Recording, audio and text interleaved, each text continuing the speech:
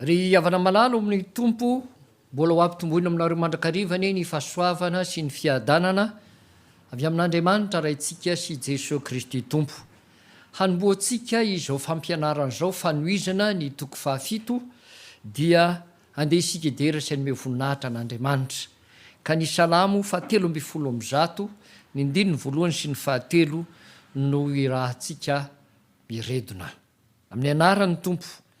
Alleluia! Midera ianareo mpanompon'i Jehova. Midera ny anaran'i Jehova. Isaorana ane ny anaran'i Jehova. Hatramin'izao ka ho mandrakizay. Hatramin'ny fiposahan'ny masoandro ka hatramin'ny fileteny no deraina ane ny anaran'i Jehova. Amen. Ivavaka isika riavana. Ametraka eo am-pilatanan'Andriamanitra izao fotoana izao sady isotra azy no ahafahantsika manaraka izany fotoana izany. Ry tompo Andriamanitra io, indreto zahay, niompom-peo tamin'ny mpanao salamo, nidiranao sy nanome voninahitra anao, nankalaza anao ary mankasitraka ny fitondranao mahagaga. Fa sitraka ao indray ankehitriny tompo, ny ahafahanay manohy izao fampianarana ny amin'ny Filazantsaran'Jesoa izay nosoratan'i Jaona ary ampitahin-davitra amin'ny alalan'ny Facebook ny fiangonana. Matoky izay tompo fa na eo azy zany elanelany zany, izahay izay mifanatry tava dia ifampitàna satria izany fampianarana izany dia natao mba hitombony ireo mpanomponao, finoana sy fanantenana ary ny fitiavana anao, ka mba halala tsara anao izy ifikirana amin'izay marina efa nandraisanao azy, ka nametrahany anao ho tompo sy mpamonjy ny fiainany. Dia mety izay tonivinay tompo, miasa manan-kery ny amin'izay mety tsy ho fahataterahanay tsirairay avy, fa anao ny dera sy ny laza ary ny voninahitra, efa anao hatramin'izay zany tompo, ary mbola anao mandrakizay. Misaotra tompo. Amen. Araka ny voalaza dia faly miarahaba antsika rehetra amin'ny anaran'ny tompo ry Amparibe Famonjena, matahiry ny finoana, mifankaty ary miasa amin'ny fahazotoana.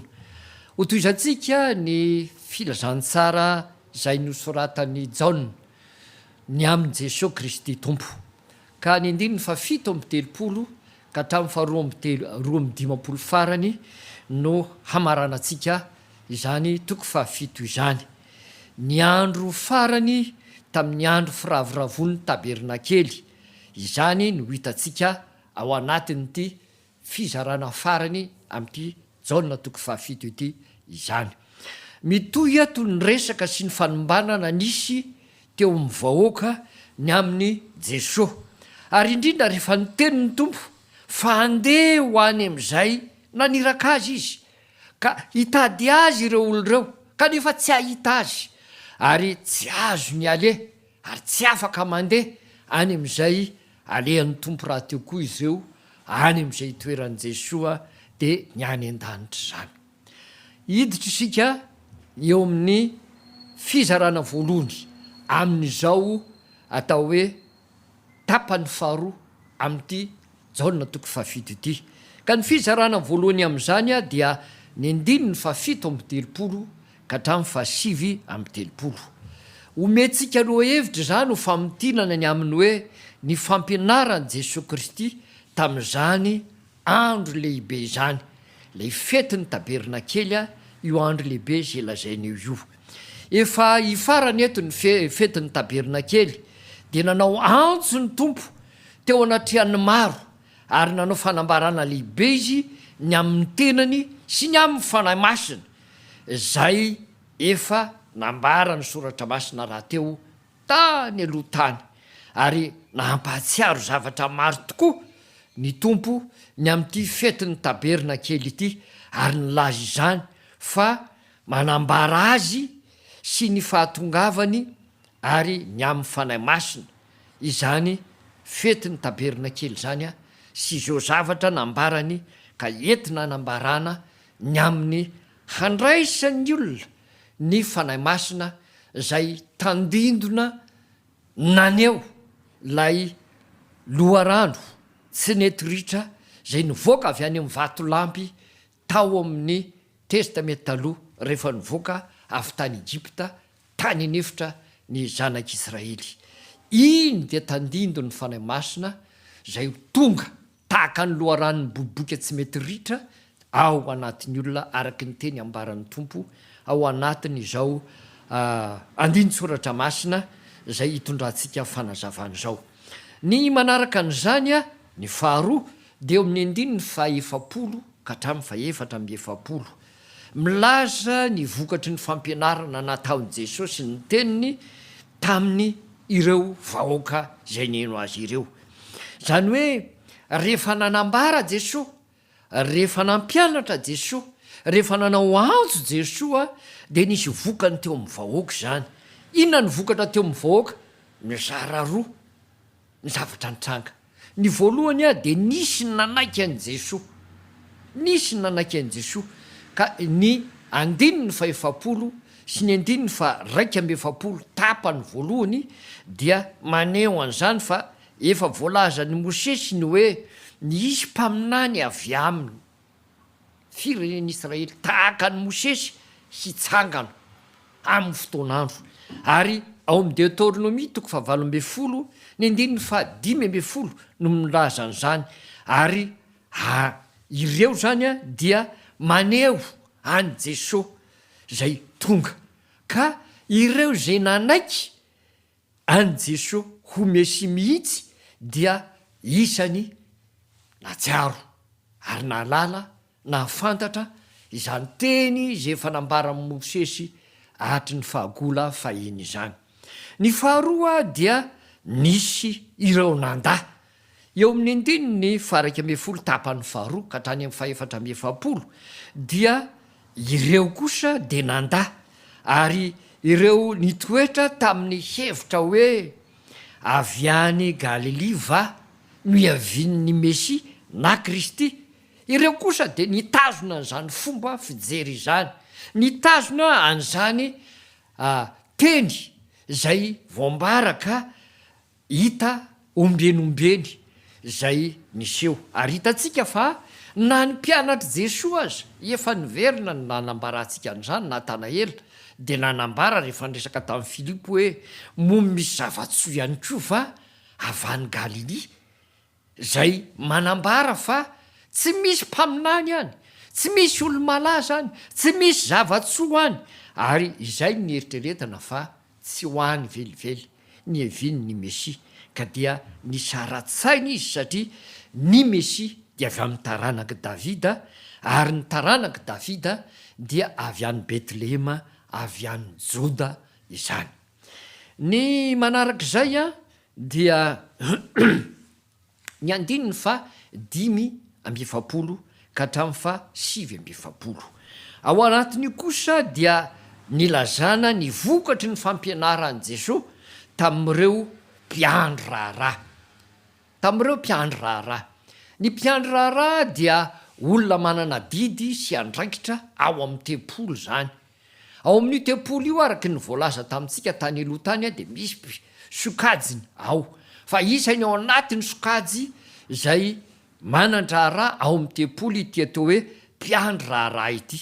Ka ny mpiandry raharaha de isany azo iverina fa tahaka ny miaramila na tahaka n'ireny hoe sécurité reny zany tempolo zany.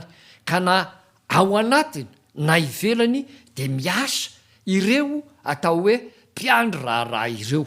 Inona ny fetraikany zany fampianarana zany ary inona ny vokatra zany tamin'ireto mpiandry raharaha reto. Raha resahany zany zavatra niseho ny amin'ny mpiandry raharaha zany de zao raha ny teny zay nambarany tamin'ny fanontaniany ireo atao hoe manam-pahefana teo amin'ny fivavahana jiosy zany de mbola tsy nahazo baiko izy ireo hisambotra na hanao herisetra na hitondra any Jesosy ankiriny ho eo anatrehan'ireto atao hoe Tomponandraikitra manam-pahefana teo amin'ny fivavahana jiosy. Fa de nieno sy nijery ary nihevitra ny aminy hoe hitandro ny filaminana mba tsy hisian'ny korotana. Rehefa nanatanteraka ny andraikiny izy ireo de sady naheno ny fampianaran' Jesosy, nahita n' Jesosy sy ny vahoaka zay mieno azy, ary de gaga tam'izany fampianarana ataon' Jesosy zany izy.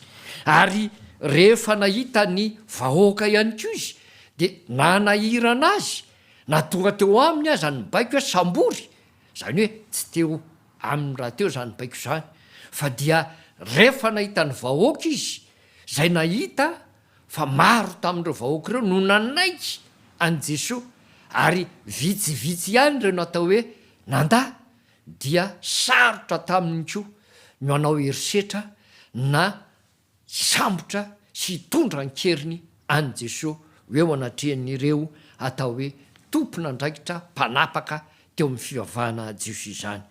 Ary zany indrindra na tonga ny teny zay nambaran'ireo mpanapaka ireo hoe ianareo koa nga mba voafitaka tamin'ny fianona ny fampianarana sy ny teny nataon' Jesosy Kristy, satria efa hita ny reto tomponandraikitra reto fa tolony nanaiky zany fampianarana zany ireto atao hoe tomponandraikitra mpiandro raharaha ireto.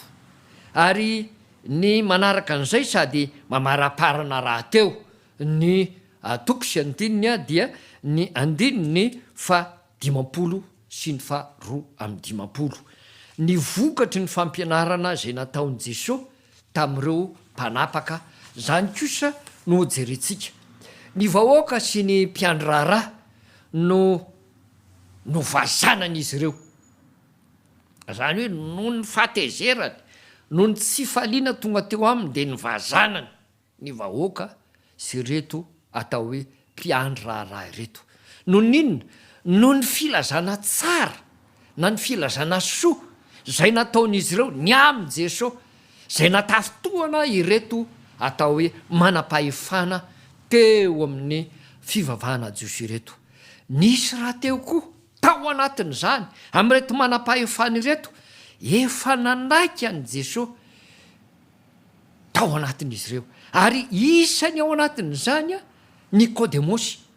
Ary satria fantatritsika araky ny tantara zay naseho tany amin'ny Jaona 3:1 ka hatrany amin'ny 2:20, de ity Nikodemosy ity dia isan'ny antoko ny fariseo tao amin'ny Sinedriona zay nanatona mangingina an' Jesosy, lay nambara tany hoe tonga mpianatra Jesosy izy rehefa nandre ny fampianarana ary nyresaka tamin'i Jesosy. Eto izy de nanambara, ary tao anatiny ny fahatezerana sy ny teny mafy zay nataony reto azo lazaina fa hoe mpanapaka teo amin'ny Jesosy ny amin'ny fivavahany reto zany a, de nijoro izy niteny nandresy lahatra nyreo oloreo. Ary zay ny ilazantsika hoe na de tsy nitovy anisa aza de nisy fisarahan-tsaina koa teo amin'ny mpanapaka, satria nisy efa nanaiky an' Jesosy tahaka ny Nikodemosy ka nanambara ny aminy hoe mba eno ihany zay ambara, satria tsy hita sy tsy fantatra hoe inona ny anamelohana azy a ny amin'ny zavatra zay nylazainy. Fa ireto mpanapaka reto kosa dia ny teny mafy tao anatin'izay hoe ianao koa va mba avany Galili, entina anesoana, entina anebahana, entina mihitsy aza nanambaniana any Nikodemosy zay nahatsiaro fa misy zava-marina ary misy zavatra mahasoa tokoa ny nambara an' Jesosy, ary zany natafitohina an zareo ka nanesoesony ity namany mpanapaka ity ihany koa.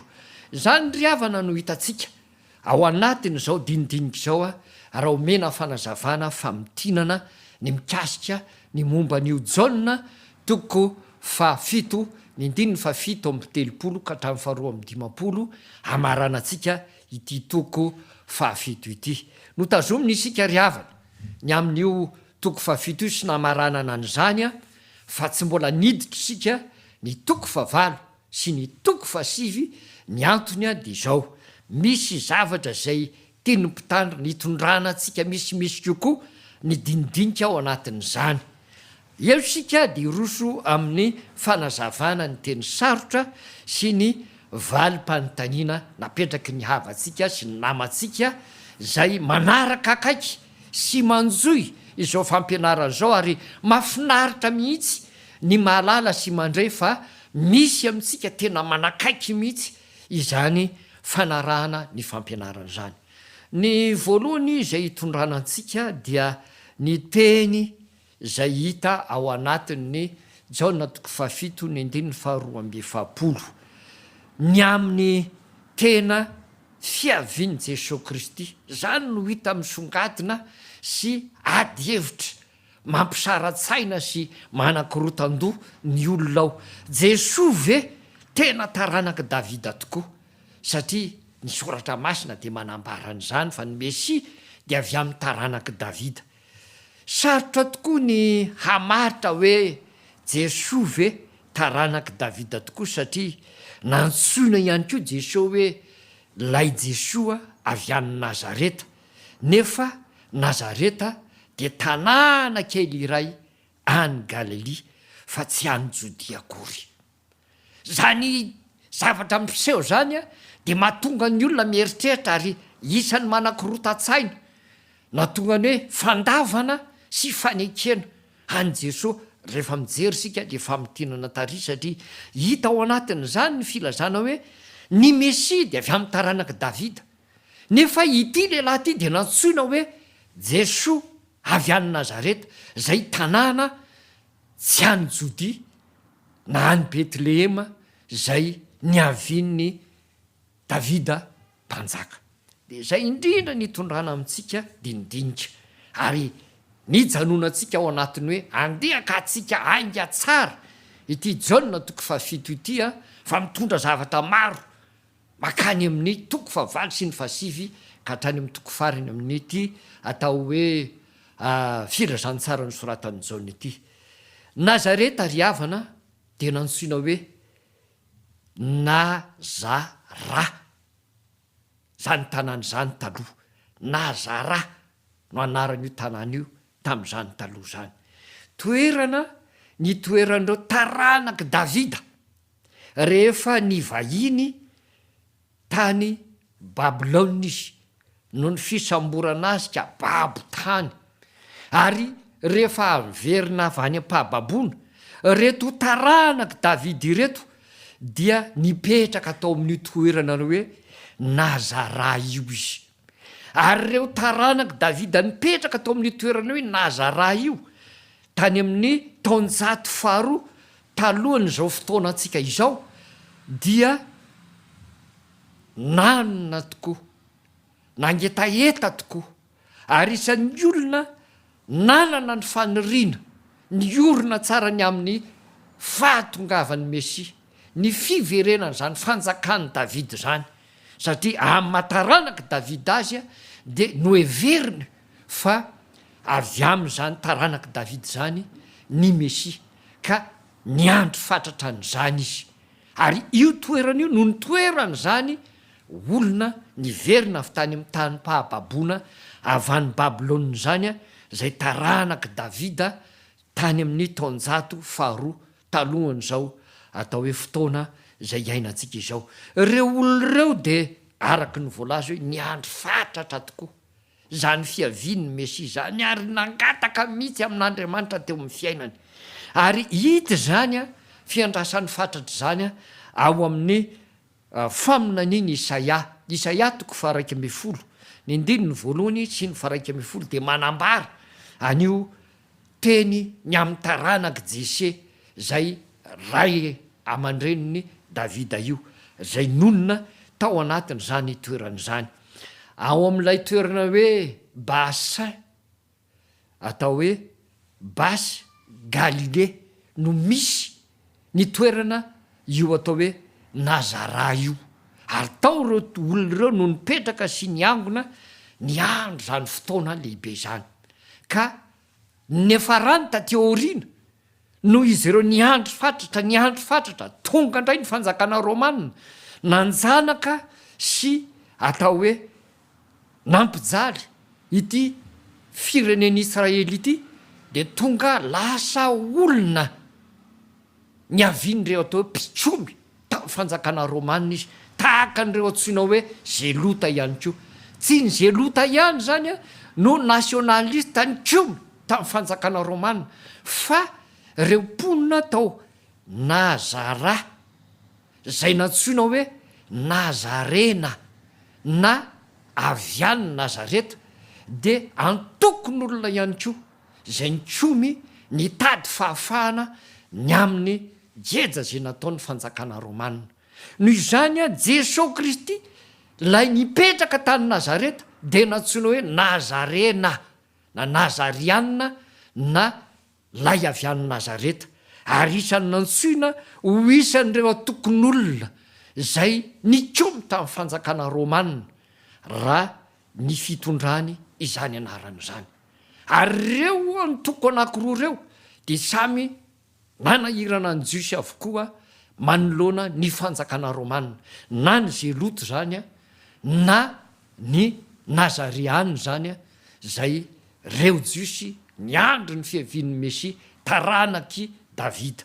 De hita ao anatin'izany filazana tantara sy ny filazana ny amin'ny Jesosy avy any Nazareta zany fa sady marina ny filazana azy hoe avy any Nazareta taranaky Davida no ny tantara ihany koa hitantsika ao amin'ny Mateo 2 dia ny miresaka ny momba n'izany atao hoe ny fiavian'ny Jesosy zany amin'ny taranaka zay nipetraka ny aminy hoe taranaky Davida izy. Ary rehefa mamaky sika ny any amin'ny Lioka 2 ny 1 ka hatramin'ny 7 de hitantaratra ao zany tantara zany ny amin'ny ny toerany avy any Nazareta. Ka rehefa tonga ny fotoana hitantsika tsara ny amin'ny andron'ny Agostô Kaisara fon'izy nanapaka tamin'ny fanjakana Rômanina ary tamin'izay fotoana zay a Kirenio no nanapaka tany Siria dia nanao fanisambahoaka ary tao anatin'izany fotoana fanisambahoaka zany a de niainga Josefa sy Maria zay efa ho teraka any Jesosy nandeha nakany Betlehema tany neviny le tany zay nisy any Davida mpanjaka. De hitantsika ao anatin'izany fa nipetraka tany Nazareta izy a ary avy any Nazareta zany ny toerana zay nahabe andry Josefa sy nipetrahany izy sy Maria ary ny toerana zay niverena ny soratra anarina zany a de tany amin'izay toeram-ponenany sy toerana momba azy tanindrazany zany raha ohatra ka avaty amintsika vaizy ianao dia de toy izay koa ny soratra anarina tany Betlehema tany Jody izy. Ny dikan'izay zany a ny tantara rehetra zay maneo hatrany amin'ny fahazazan'ny Tompo ka hatrany amin'ny fahalebiazan'ny Kristy de marina avokoa ny fanambarana fa olona taranaky Davida izy a teraka tany Betlehema tao an-tranon'omby a ary nonona sy zaza nialehibe tany Nazareta ary tany nalalana ny tantarany sy ny aviny nanatanteraka ny asa mesianika tamin'ny nijorony ho Mesia tety ambany masoandro. Zay zany raha ohatra ka asiana dinidinika sy resaka ary azo lazaina amin'ny fanambarana mikasika ny aminy hoe tena fiavian'i Jesosy Kristy ao anatin'izany fanontaniana zany.